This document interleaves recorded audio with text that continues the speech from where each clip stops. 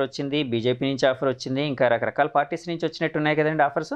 వచ్చేవారు except YCP అంటే YCP నుంచి కూడా ఆఫర్ వచ్చింది. అక్కడ కూడా వచ్చింది, అక్కడ కూడా నన్ను కన్సల్ట్ చేశారు, మీరు వస్తే బాగుంటుందని అన్నారు. అది పోలీసు రోలు సపరేట్, ఇది వేరే అన్నట్టుగా కూడా అక్కడ కూడా నన్ను పిలవడం జరిగింది. అవునండి.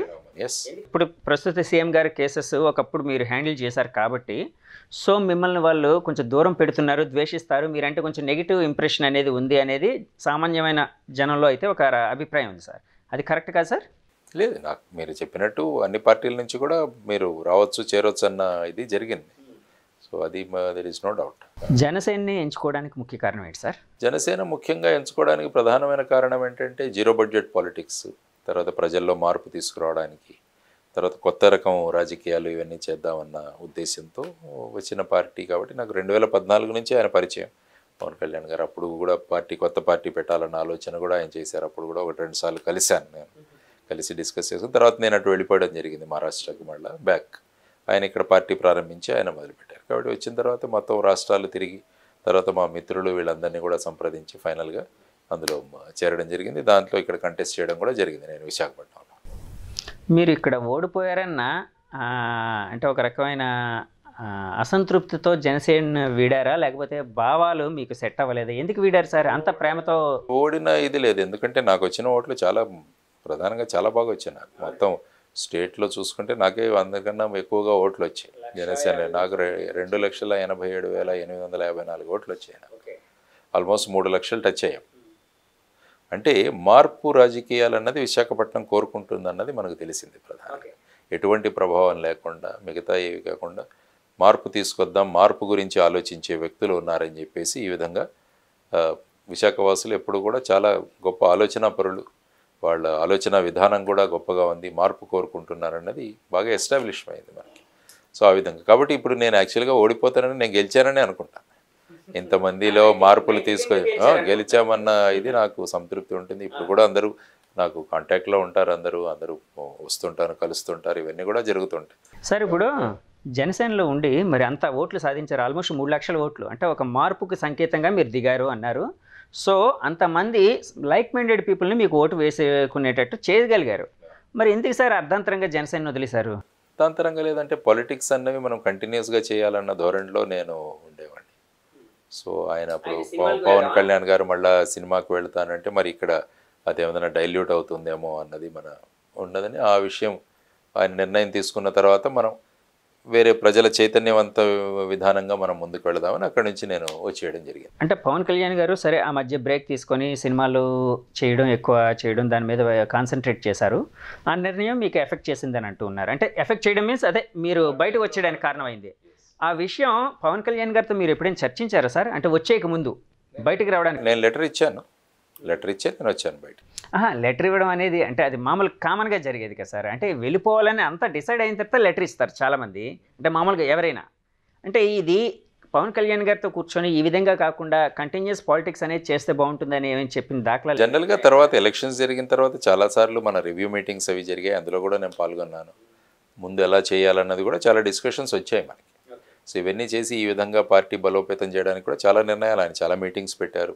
విశాఖపట్నం సంబంధించిన మీటింగ్స్లో నన్ను కూడా పిలిచారు, నేను అటెండ్ అయ్యాను.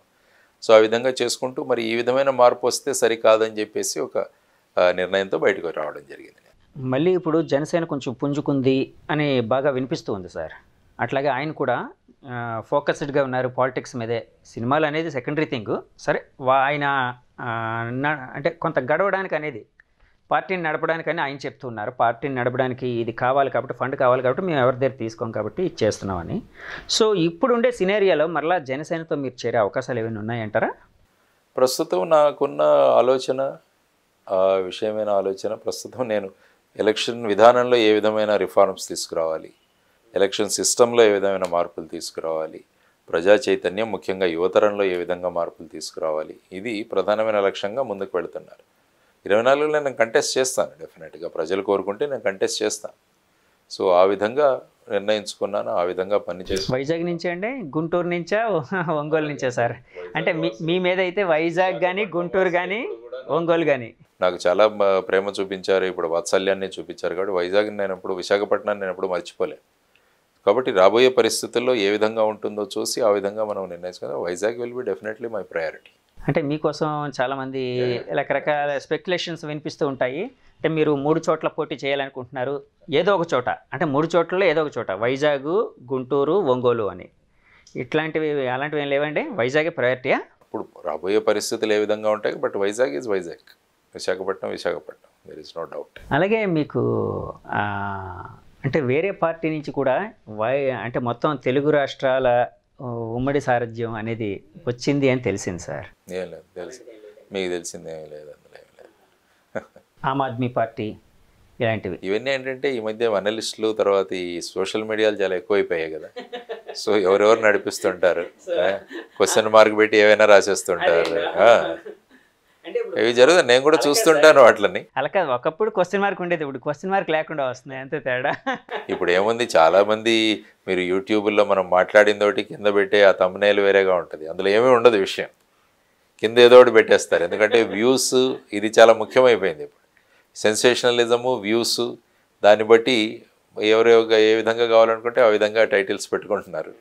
కాబట్టి ఆ విధంగా మీరు చెప్పినట్టు లేదు, ఆమ్ ఆద్మీ పార్టీ కూడా నాకు పరిచయమే, ఆమ్ ఆద్మీ పార్టీలో పనిచేస్తున్నాడు కూడా నాకు తెలిసిన వ్యక్తులే వాళ్ళందరూ కూడా.